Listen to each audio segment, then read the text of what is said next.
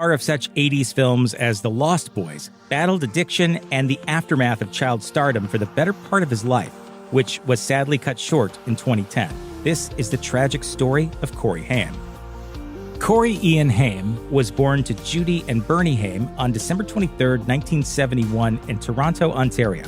His family was from a modest background, and as a boy, Corey was shy and mostly kept to himself. Acting lessons were a way for the reticent Haim to open up a little more and feel more confident around others. As Haim tried to figure out where his interests lay, becoming involved with several activities including acting and sports, his parents went through a divorce. Seeing his parents' divorce was extremely difficult for Haim. What became obvious later was the fact that Haim's childhood was made more complicated by his status as a child actor. That meant he would face a number of traumatic incidents that shaped his future. Corey Haim wasn't keen on joining the acting industry. He was more intrigued by hockey than acting and wanted to pursue the sport professionally. However, when he witnessed his older sister trying her luck in auditions, he figured it wouldn't hurt to attempt acting himself. He quickly became a hit. Haim was undeniably charming in front of the camera, doing commercials when he was only 10 years old. Haim got his first major break on The Edison Twins, which was on the air from 1982 to 1986. The children's show revolved around child prodigies who embarked on adventures together, using science to overcome various challenges. The show would prove to be a launching pad for Haim, catapulting him to Hollywood superstardom. Haim's debut film, the thriller Firstborn, came to him when he was just 13 years old. However, things got off to a rough start when actor Peter Weller didn't react well to Haim praising him. Weller slammed the boy against a wall, and the two were separated only after 3 crew members stepped in to intervene. For Haim, this unexpected incident was very scary, and it took him some time to get over it. Weller did later apologize for what happened and said he was too caught up in method acting.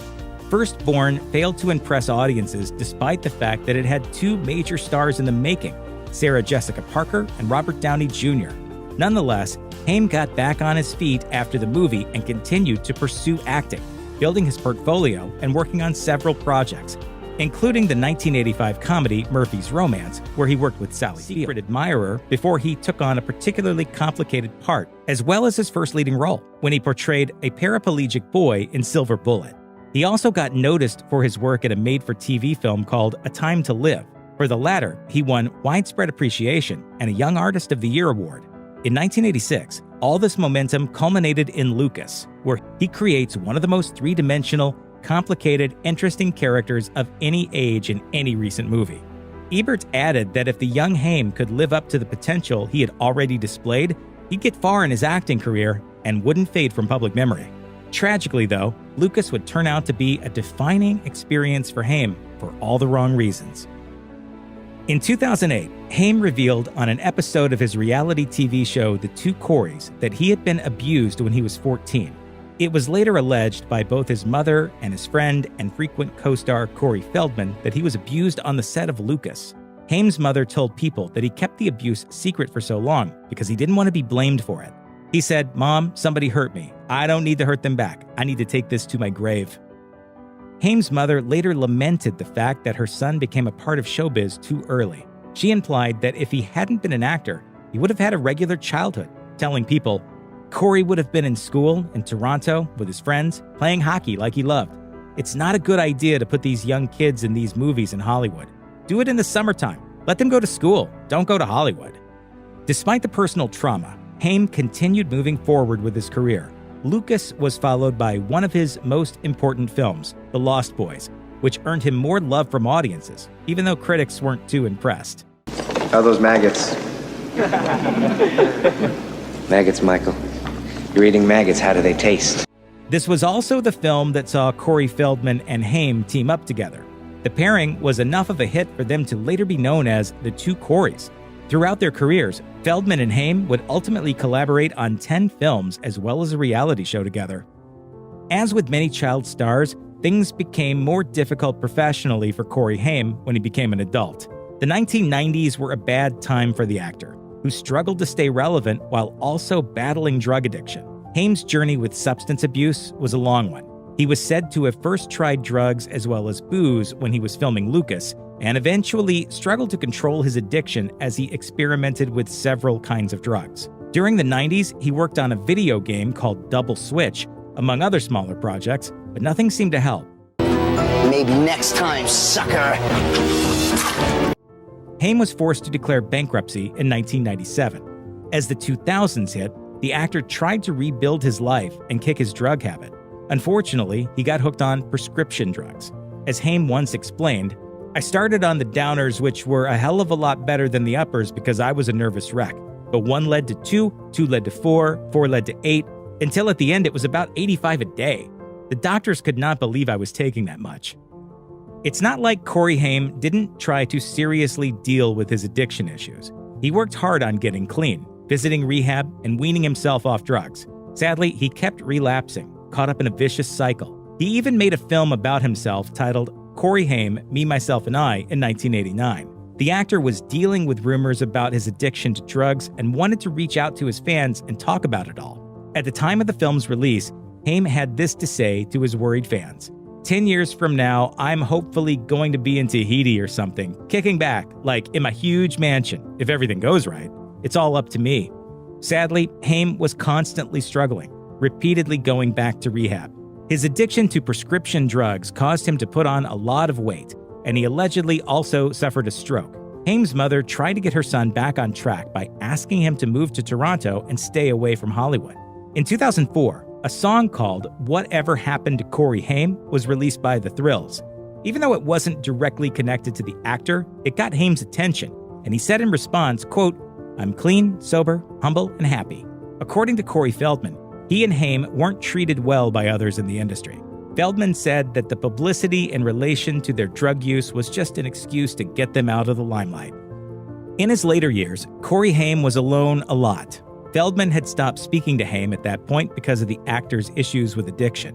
An unfortunate incident that involved Haim showing up to a set under the influence made Feldman conclude that it wasn't wise to have the actor interacting with his family.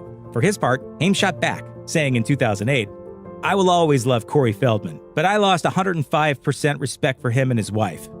In 2010, a neighbor told CNN that while Haim was perhaps looking healthier, he seemed to be lonesome. He said he occasionally spotted the actor in public, looking for some kind of companionship or friends. Corey Haim didn't have great luck when it came to romantic relationships either. One of his exes, actress Alyssa Milano, once said that she tried to support him and get him the help he needed, to no avail. Corey Haim, despite achieving success as an actor early in his career, didn't have a lot of money at the end of his life. According to E! Online, the actor's drug habit left him with little money. When Haim filed for bankruptcy in 1997, he only had a few assets he could claim, namely his BMW, $100 in cash, and royalties that were worth somewhere around $7,500. That's definitely not enough money to ensure any sort of financial security. In 2010, Haim had been going through such tough times that his funeral was taken care of by a celebrity memorabilia organization that paid for the expenses. Even though Haim had tried to save his failing career, he simply hadn't been able to salvage his finances and get back on his feet. In 2001, he even attempted to make some money by auctioning his hair and teeth on eBay. eBay took down Haim's auctions because they violated the website's policies that prohibit people from selling body parts. Corey Haim battled drug addiction for the better part of his life, and he attempted suicide via drugs on more than one occasion. Corey Feldman admitted that his old friend tried to intentionally overdose multiple times, telling an interviewer, "Corey made a lot of mistakes. He always tried to be the best person he could." Feldman also described an incident in which he found his friend foaming at the mouth due to an overdose. Feldman saved Haim by pouring charcoal into his mouth. We all are aware of the fact that Corey Haim has had a long and detailed drug history and battled addiction for many, many years. Before he died, Corey Haim was unwell and suffering from a bout of flu. He was living with his mom. When he passed away, speculation was rife, and there were rumors about suicide or a drug overdose, both of which were debunked later. If you or anyone you know is having suicidal thoughts, please call the National Suicide Prevention Lifeline at 1-800-273-TALK, 1-800-273-8255. Corey Haim's sudden death took many by surprise. The actor passed away in 2010, leaving many distraught. As per CNN, Haim's mother called paramedics to their apartment during the early hours of March 10th after Haim started to feel dizzy and later became unresponsive. No illegal drugs were found at Haim's home, but there were a few prescription medicines. Corey Feldman spoke about the moment he learned of his friend's passing, saying tears immediately began streaming down his face. This is a man who was pushing forward and more than anything in the world wanted to be there for his mother. He added that it was important for everyone to learn from what happened to his old friend, telling an interviewer, "We must all take this as a lesson in how we treat the people we share this world with while they are still here to make a difference. I hope the art Corey has left behind will be remembered as the passion of that for which he truly lived." Later, it was revealed that the actor had died of pneumonia and other natural causes. He did not overdose. Haim, for his part, had been determined for a long time. A few years before his passing, Haim said that he wanted people to remember him and learn from